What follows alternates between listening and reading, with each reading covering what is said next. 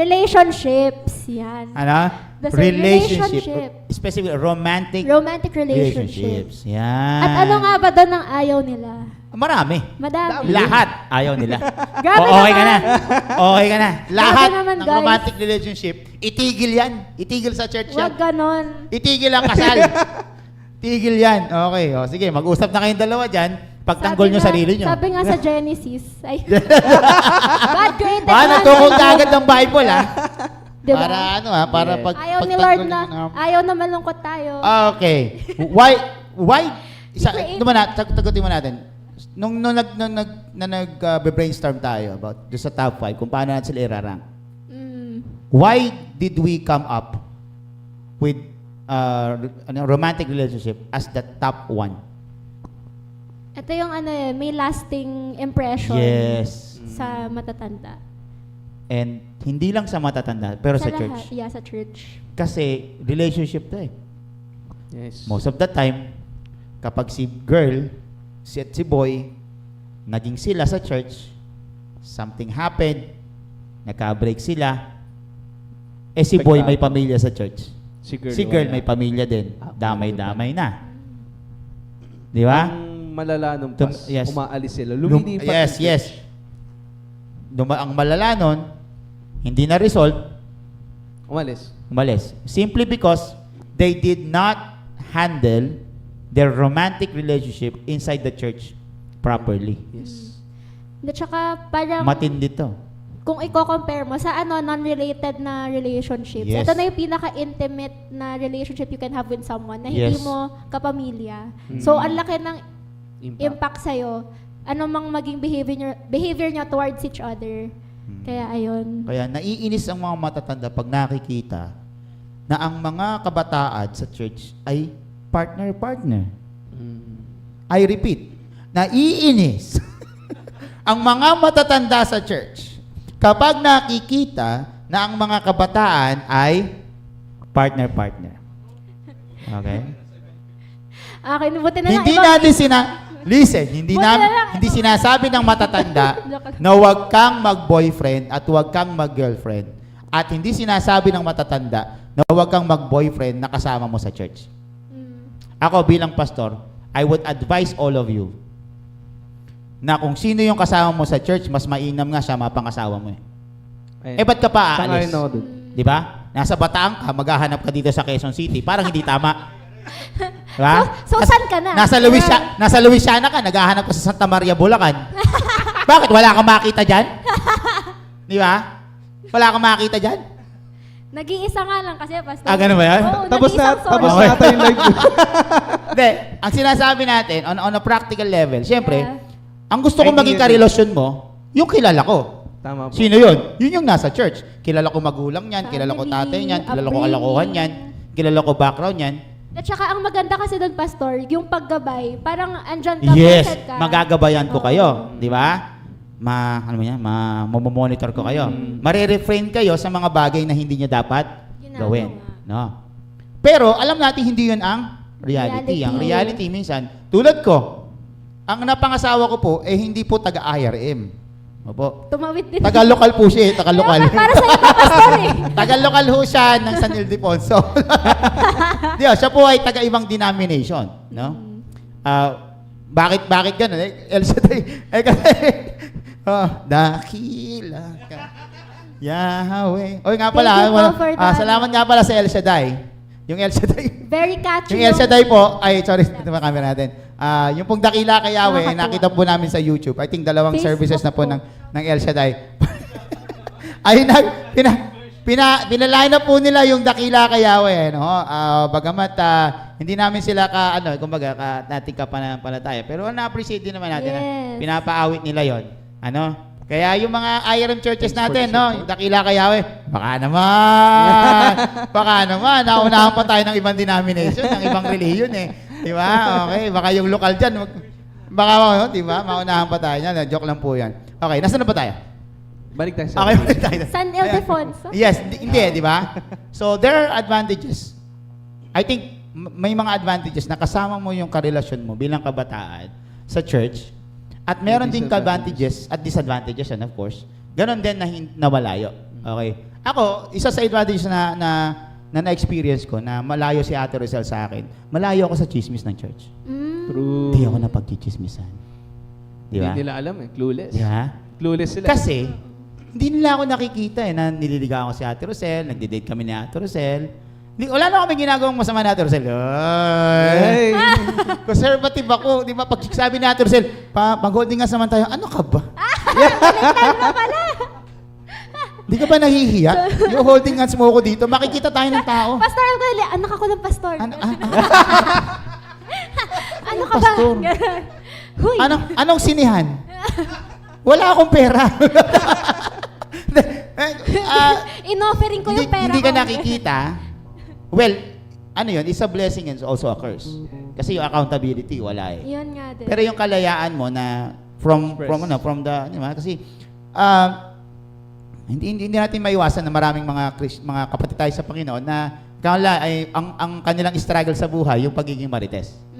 Okay? I'm not saying na pag marites ka, hindi ka na dapat sa church. Struggle mo yun. Okay? Pero ipagtatanggol ko din sila. Wow. Sige. Di naman sa pagtatanggol, pero yung side lang na yung kagandahan naman na open yung buhay mo sa iba. Syempre, di ba, ang kasalanan ng bumuhay sa dilim. Yes. Oo. So, the more open you are about something that you're going through, Yes. open ka for correction, Tama. rebuke, and what not eh. So, Oo. yun naman yung kagandahan kung open ka at Okay. nakikita ng mga tao yung buhay mo. Yes. Pero at the same time, may limit din naman kasi iba, ang daming sinasabi, limited lang yung Yeah, sa pulis ka magpaliwanag.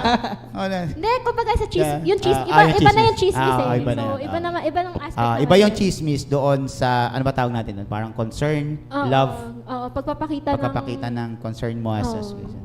Iba rin naman Jacob, yun. ikaw. Ikaw ba ay nasa church o nasa local din? Nasa church o wala? Nasa Wala. ibang church, nasa ibang. Ano ba? Ano ba tanong? Marami na ba kayo na, ito nasa live tayo, maayos ka. May mga nadidinig na ba kayo? Na mga, Chismis. alam mo na, sa relasyon ninyo na medyo negative. Hindi mo kinala-specify, may nadidinig ka na. Wala pa naman naririnig. Wala pa naman. Sige, mag-usap tayo mamaya. Siguro di pa nakukuwento sa'yo. Baka hindi pa eh. So, Hindi. PM ko na ngayon. okay. So, ang ayaw ng mga So, bakit matatanda, ayaw pag nila? nakikita nila kayo na magka-partner doon, ano ba kasi yung ayaw nila? Again, sinabi na natin, ang gusto nila, syempre, kayo yun nandun. Wala namang problema yun eh. Sabi nga lang, in God's time, in God's plan, no, everything works out. Di kayo, okay, di ba? Pero ano pa yung talagang ayaw nila? Babalik tayo general. din sa ano. Jacob, Babalik po tayo din sa distraction. Yeah. Kasi... saan kayo nadidistract? For example po, sabihin natin, yes, magka-church pero magkaibang school. Parang iisipin, ay, eto na lang yung time namin para magkasama. May Pag ganun inuuna pa yung May ganung relationship. moment na Oo. parang ang nangyayari. Yun lang yung oras nila eh, no? Oo, ang nangyayari, nagde-date sa church. Yun! Wait! Sorry sa mga ano. Sino? Hindi, joke lang. Wag Hindi, yun kasi- naman, wag naman ganun. Hindi, I pero- understand walang ganong oras. Pero wag mo naman agawan si Lord ng oras. Yun nga ako eh. Ang nangyayari din kung minsan is, pag nag-away yung couple, nadadala sa church. Oo, tama yun. May iwasan eh, no? Hindi maiwasan din eh. Parang, ay, magka-away kami, hindi mo na ako sisimba. Ako nun, May ganun yung praise and worship, magbabarkada kami nun. So, partner sila doon. Yung drummer, yung worship leader, yung guitarist, yung worship leader. Ako lang walang kapartner, wala pa si Ate Rosal nung araw. Anyway, sila yun. Tapos, pag may talaga, pag may quarrel yung isa, ay, naku po, alas 10 na, wala pang lineup. Alas 10 na ng gabi, wala pang lineup. Ang hirap. Kasi hinihintay mo eh. Di ba? So, marami talaga mga... Ate Hana, ikaw. Related naman din nga doon na pag umabot na sa point na naapektuhan yung ministry mo, yung mga responsibilities mo, pag naapektuhan yung negatively, ayaw nila. Oo. Kasi kung hindi naman naapektuhan May tanong ako, is it wrong to show affection physically sa karelasyon mo sa church bilang isang kabataan, doon mismo sa church? I mean, hindi sa church, kundi sa mga gawain. Sa panahon na kasama mo yung mga kapatid sa Panginoon, okay lang ba na magkaroon ng show a little bit affection? Yung Mag-holding hands kayo. Minimal lang siguro. Akbayan mo. As long as Kasi hindi siya naiinis yung mga matatanda doon eh. Di ba? Ngayon, okay lang ba Sa inyo ba, palagay nyo, okay lang yon? Like, holding hands, kayo naman eh, di ba? So, nag-holding hands kayo sa church? During practice? Holding hands? Oh, para sa pas against ako doon. Okay. Kasi Ikaw? ang church, Against kailangan din mo, ang- iba yung Okay, purpose mo paano pag kung nasa wala sa eh. church? Paano kung Nasa labas. Kung- meron lang kayong church gathering o church activity outside? Fellowship Pero as a na church pa rin kayo. Wala lang kayo sa loob ng church. As a church pa rin kayo. Maaaring nasa mall kayo, pero kayo kayong magkakasama, magkakapatid sa Panginoon. Is that okay to show your affection sa iyong ano? Okay lang naman po. Okay lang? I mean, pare, ano tayo? Mentoring tayo, halo-halo, matatanda, kabataan. O Mentoring. dahil kayo, pumunta tayo sa SM, kumain tayo doon, kayo yung magkatabi, nagsusubuan kayo ng pagkain. Hindi. Pagka, Eh, kayo naman eh. Iba, Is iba that pas. okay? Yung context ng, kunyari, pag alam mong gawain siya ng Panginoon, parang Okay. syempre, refrain ka from anything na, ano, Okay, anything na gawain ng Oo. Panginoon, Refrain ka sa mga ganun at ba? kahit, Kasi nagkakaroon kahit o hindi ng gawain ng distraction Panginoon, basta't kasama mo yung mga kapatid mo sa Panginoon, refrain. Refrain. kung- Ganun ba? Or Di na. pinaka-minimal siguro. Kasi Siguro kunyari, yung magkatabi lang, pwede ganun. kasama, syempre friends mo na rin yung ka-churchmate mo eh. Pero kunyari, kain tayo sa labas, tapos holding hands, I think okay lang naman. Pero yung, ano talaga, purpose niya is, ano, Pero kung sinasabi niyo pas kanina na subuan, ibang bagay na yun. Di ba? kung Oo. fellowship, okay Hindi, may sweet, lang. sweet kayo. Ganon kasi kayo mag-ano ngayon, mga kabataan. Pero eh. yung mga sandal, Like yung ganong mga, mga yung mga holding hands, Hindi, mga may- bayan. Hindi naman. Hindi na Hindi. masyadong ano sa inyo yun, mga big deals sa mga panahon ngayon, di ba? So, ang tanong ko, kung sa church, o nagkakasundo tayo, hindi pwedeng gawin yon. Okay? Pag gawain sa labas, hindi mo pwedeng gawin yon. Pero kung wala namang gawain, Yung tambay lang at ganun. kasama mo yung mga kapatid mo sa Panginoon, okay lang ba? As long as hindi makakatisod. kung okay lang din sa kanila. As long as hindi oo, makakatisod. Mm. So, hindi makakatisod. Kasi kung makakatisod ka. Oo, syempre. Mga kaawit, hindi ko alam kung ano ma-adjust ka. opinion nyo doon. Okay? So, medyo hati-hati tayo doon. Mag-comment na. Okay? Pero then again, kalayaan natin yun eh. No? Ano? So, bigyan advice. Kayo, may relationship kayo eh. di ba? Ngayon, hindi nyo kasama sa church yung boyfriend mo. Hindi mo kasama sa church yung girlfriend mo. Gusto nyo bang makasama sa church? Syempre. Sa Project May- 8 dapat. Ayun. Yeah. Hindi po pwedeng sa ibang Joke church. lang. Kayo Akala ko sasama. sa Batan eh. Okay, hindi, walang ganun. Walang ganun kasama. Depende. Hindi,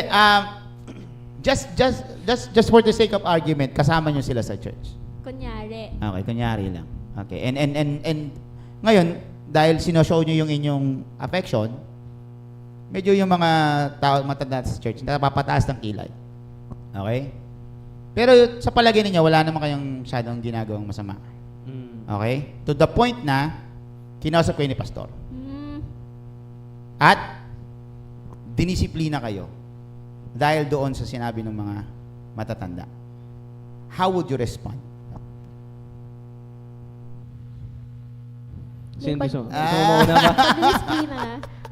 Susunod pa rin. Kasi ano, Susunod before, saan? sa pag nag-intervene na yung manggagawa na ano, parang hindi na nga respectful yon. Susunod na ano, na parang i-mellow, i-tone down, ganyan. Kasi before pa naman, pinag-usapan naman namin dalawa na ano yung okay lang na level of affection pag sila yung kasama natin, Okay. ganyan.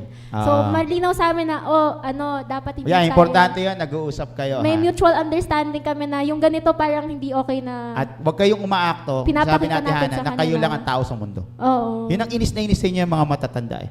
Maging Di ba? sensitive rin sa Parang tao. kayo lang ang tao dito ah. Mm. Ganun. So, may oras para sa inyong dalawa lang. May oras pag kasama nyo. No? So, Yeah. hindi siya kaplastikan. Okay? Hindi siya kaplastikan. Kundi siya, ginalagay lang natin sa ayos yung mga bagay. Ikaw, Kuya Jacob. Pag kinorek, syempre makikinig. Ah. Correction Yun yun naman, eh. oh. Ibig sabihin nun, may ginagawa ka ng mali na Ang hindi. problema kasi may mga kabataan din kasi talagang ano sila eh. Ayaw magpa-correct. Like, it's me against the world. Mm. Ay, hindi, pinahadlagan nyo ang aming Pag-ibigan. pag-ibigan. Wala naman kaming ginagawang masama. That nasa Di ba? context pa rin yun pa. Ako Namimiss yun. isa sa talagang pinanghawakan ko sa buhay, yung isa sa insight talaga na nano sa akin, is that yung isa sa sermon sinabi ni Pastor Ed Lapis. Sabi niya doon, hindi mahalaga na wala kang ginagawang masama. Ang mahalaga, magmukha kang walang ginagawang masama. Dahil Kristiyano ka. Nagets mo? Hindi nyo na-gets. Englishin ko. I think yung bilang mga image- Kristiyano, yes, image bilang yata mga yun, Kristiyano, yes, your intention, wala kang ginagawang masama. Your conscience is clear. Yeah. Good. Mm. But at the same time, yun din ang ginagawa ng mga non-Christian. Ang hindi nila ginagawa ay ipakita yung tamang gawin. Okay? Tayo mga Kristiyano, hindi lang dapat na sa mga relasyon natin, romantic relationship, hindi lang mahalaga na wala talaga tayong ginagawa. Kinakailangan bilang testimonya natin sa mga tao at sa mga kapatid na sa Panginoon, maglumakad tayo at yung relationship natin ay i-handle natin na talagang magmukhang wala tayong ginagawang masama. Yung Ang image masama, natin. nagmumukha kang malang ginagawang masama, Pero meron. yung Meron pala, Meron. yeah, here comes the bride, 3 months inside. May ganun pala. Ano? Ngayon lang narinig yung basa. Kakaibang version. Here comes the bride, 3 months may inside. May ganun Yes. nangyayari I mean, during my time, I think, I don't know, ayoko na maging chismoso, pero there was a time nung kabataan ako, there was this church, hindi ko na sasabihin kung ano. Pero malaking church yun eh. And talaga sunod-sunod sila yan. Mga kabataang babae doon. Sunod-sunod sila na nabuntis. Ano? Pero ngayon, sa biyaya ng Panginoon, lahat naman sila ay ginagamit ng Panginoon. Of course, there's redemption. Ano? Ibabalik tayo ng Panginoon dyan. Restoration and all. Pero, sinasabi natin, yung crack, yung lamat na na-create nung sunod-sunod na mga romantic relationship problems na yon.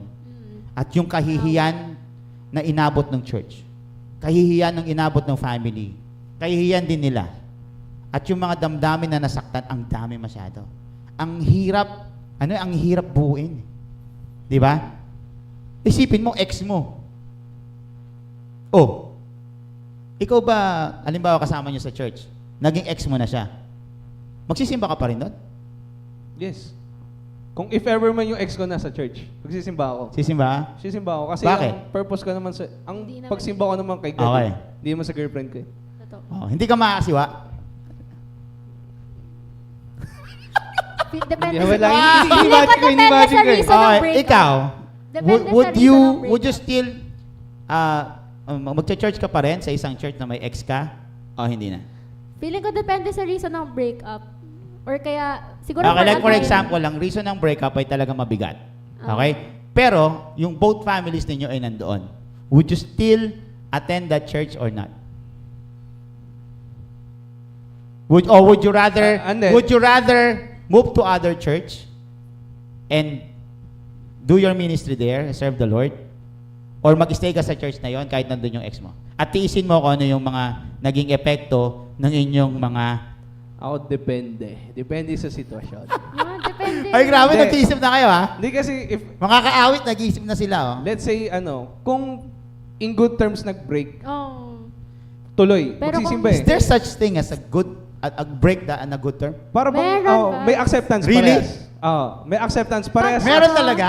Meron ba? Meron yun pag pareho kayo. Ako hindi ako naniniwala Pag doon. hindi na, may mga nagbe-break kasi na hindi na-align yung goals nila in life. Okay, eventually lang. Parang nagiging civil lang sila ng panahon na yon. Pero hindi totoong ayan. Really? Hindi, Di ba? baka siguro kaya namin Okay, so nasabing... pagpalagay na lang natin in good terms kayo. So magta-church magsisimba ka pa rin, din. oo. Pero, again, yung sa nababangit ko lagi, kung matitisod ko naman siya, I'd rather choose... Ang tanong, kung talaga bang inaalala mo kung matisod mo siya o natitisod ka na talaga? Pwede, both ways. Di ba? Pwede ganun. Kaya mo lang, baka naman pinalalabas mo lang Na na, siya. oy, inaalala kita. Pero ang totoo, Ikaw na natitisod ko na. Pwede po. Di ba? Pag Diba? ganun, siguro, Ikaw at Hana, Siguro Meron kung ka rin. kung malaki yung nakakos ng commotion ng presence namin Yeah. pareho in Kas- one church, oh. siguro mas better na umalis na lang. kasi reality to, Ate Hana eh. Oh. Marami ng mga churches ang nahati dito. Marami na rin umalis na families na ganyan-ganyan. So, what is the best advice? Doon na lang tayo. Tapusin na natin to. Napapagod na ako. Kwentuhan natin. Pero nag-enjoy ako, ha? Nag-enjoy tayo. Doon sa mayroong mga romantic relationship, one piece of advice. Para hindi na sila maano ng mga matatanda. Ano yun? Yung matutong lumugar talaga. Okay. And like be sensitive sa upbringing ng isa't isa. Kasi totoo, napag-uusapan din naman talaga namin na iba-iba ng culture. Kahit yung magkaiba pa lang ng church, iba ng culture eh. May mga church na mas welcoming sila sa affection nyo bilang girlfriend, boyfriend. Meron naman na mas traditional. So, maging sensitive kayo dun sa culture na meron. Yes. And yun nga, lagi nyong alalahanin yung ibang tao, then wag lang kayong dalawa. Yes. Tsaka, ayun, tama yun eh, yung parang pwedeng sa'yo, walang mali. Pero sa ibang tao, may mali na. So, it takes great humility talaga to prevent yourself from doing things na alam mong negatively nakaka-affect sa iba. Amen. Amen. Jacob, ikaw. Sa akin, Sa mga kuya ka na kasi, di ba? So, sakit. ikaw, Sige. sa mga kabataan ngayon na mas bata sa'yo, Oo, hindi give kuya them kaysa advice. dito. Pwede mo silang kantahan, it's not time to make a change. Just relax. Ganun. I'll make friends with my ex. Sabi, may Ah, nagko-comment, sabi, I'll make friends with my ex. Magsisimba pa rin ako sa church namin ni ex. Naku ka, Kuya Marvin. Baka Kuya kaya- Marvin, yan? baka Kuya kaya Marvin, Ate Jack ng ikakasal ka pa lang. Oo. Nagsisinungaling ka na. Ikaw talaga. Hindi, malamang kaya niya yon, pero sa karamihan talagang mahirap. Nice try. Kuya Sige, Jacob. bilisan ko na lang. Ang advice ko sa mga kabataan is be focused on God. Focus kay Lord. Pag focus ka kay Lord, syempre guided ka naman dun eh. Mas malaki yung chance na may iwasan mo yung magkamali. Pero, ayun. Yun. Woo! Grabe naman! Okay. And we hope yung aming po mga pinag-usapan naging pagpapala sa inyo. Again, we want you to be united and to understand each other. Ayaw namin kayong pag-awayin dyan. Okay? Gusto namin magkaroon ng solusyon. Sana nakatulong kami. Kung di mo kami nakatulong, di awit. Okay? Okay. So, we would like to invite yung mga kaawit sa ating pong mga ilang mga